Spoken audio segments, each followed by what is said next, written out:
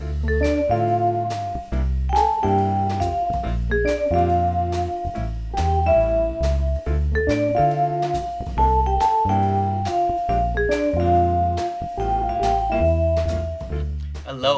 welcome back. Today we're going to be talking about crushed ice again. As many of you know, I take my ice very seriously. I've spent hundreds of dollars on molds. But the reason for this is I like to control the purity of my water. And when I wrote the people over at Sonic, they sent me this form reply. I just asked if the water's filtered and how often they maintenance or clean the machine. And I get this really stupid, simple reply saying thank you for your input. Well, that kind of put me in a bad way. And it's no reflection on the people at Sonic at this particular franchise, because I understand that came from corporate, but the one over by me, the staff is always very polite. I spoke to the owner once. He was really cool. I guess they're undergoing some problems because they've been closed for a couple of weeks now, and now I don't know where to get my ice. I had to wait 2 weeks for this thing to come in the mail. And then when it did come, I open it up and I see that it uses hard plastic. Now, why would you use an item that's supposed to be flexible out of hard plastic, knowing that once it's frozen, it's easily going to break?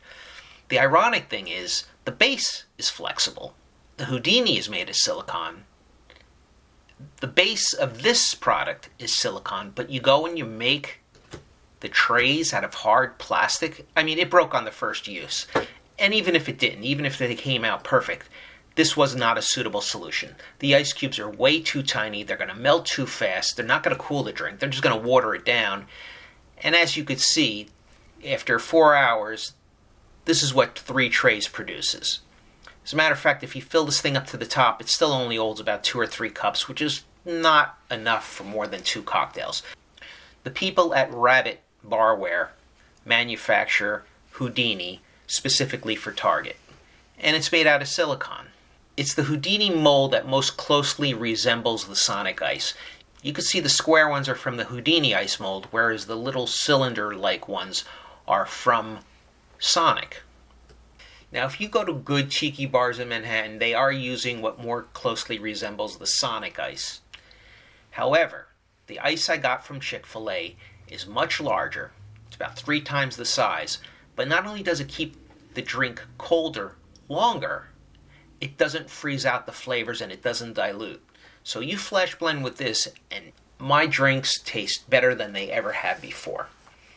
Went there on a Sunday, they're closed. All the restaurants are closed on Sunday because apparently they're Christian and they believe in the Bible that Sunday is a day of rest, so all the restaurants are closed. I can't fault them with that. Not crazy about it, but listen, that business model works for them. God bless them. Now, when I wrote my friends over at ChickfilA, I asked them the same questions. Is the water filtered?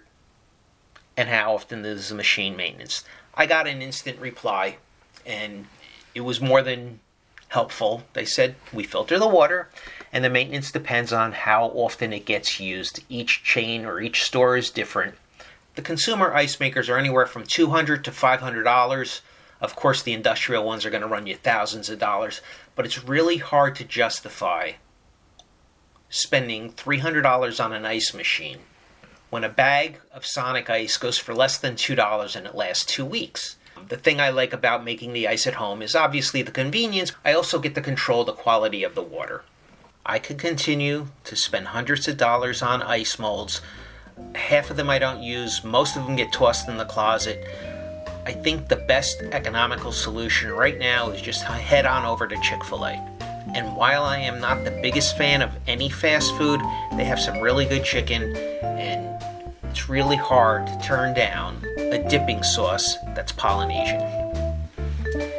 Till next time, be well. Cheers.